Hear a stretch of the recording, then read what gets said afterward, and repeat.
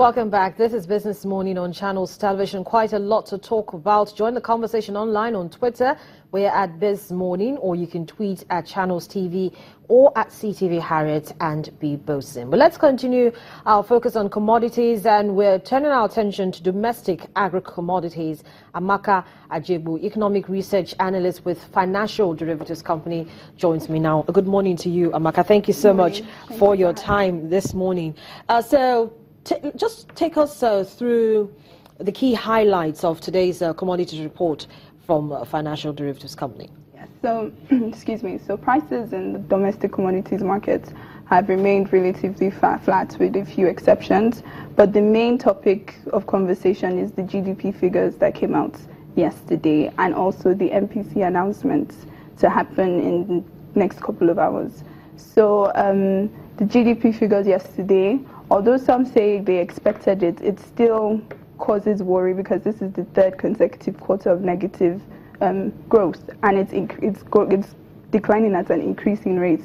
So it's really worrisome for consumers, firms, investors alike. Now, but you're listening to Dr. Yemi Kali, who spoke to Bosin, in Abuja, and yes, the numbers are very gloomy, but it gives you perspectives of actually what the economy is really facing. Yes. And in the overview of the GDP report, the oil sector contributed only 8.19% of GDP, but we have the non-oil sector contributing about 91.81%, and agriculture contributed of that about almost 25%. This shows clearly that the country has diversified away from oil. But what do you think? Yes, so it's true the oil sector only contributes about 8% to the GDP figures, but then that is in output terms.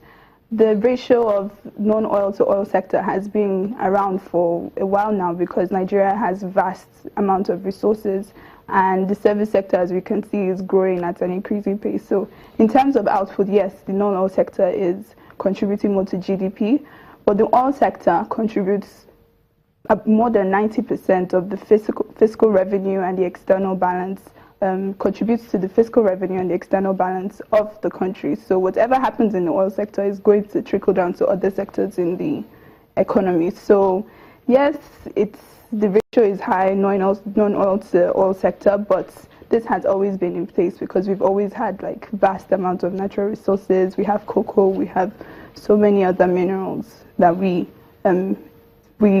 cultivate and we sell, but we don't have comparative advantage in those aspects. Exactly. So I was just going to ask that question. It seems we don't have comparative advantage because looking at the numbers, you get the impression that we are facing agriculture more these days and focusing on diversifying, but the growth is not particularly being felt by Nigerians. No. We need more investment in those sectors. We need to aggressively channel policies towards those sectors because right now, there's a new development that just happened, actually. So the southwest of Nigeria is the predominant area for cocoa production.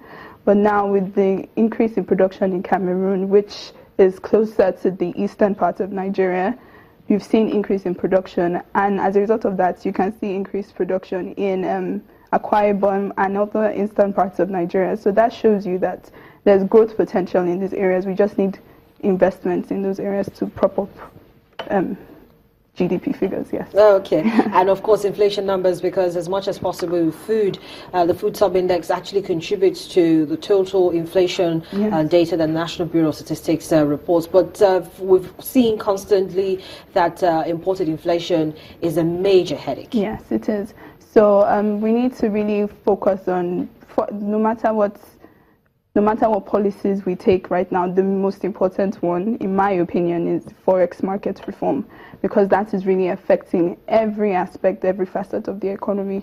So when we can make more periodic, when the government can facilitate more periodic supply of forex and mitigate the level of uncertainty in the markets, manufacturers are more willing to they have access to more forex to continue with business activities. Consumers have access to forex to continue with more consumption. Things like this, the economy will start to get better when we can solve our forex issues. Okay, so in line with your report, what's your outlook now for the market? So my outlook for the market is that even with all this gloom surrounding the economy, there's still... And, few hours to the decision of Yeah. the MPC being released? Yeah, so even with all this gloom surrounding the markets, there's still a flicker of hope. Once we can align our priorities and really get into working out our stimulus packages, our borrowing plans, we can also looking into the monetary aspect of things. So the MPC, they are going to make the announcements in a couple of hours.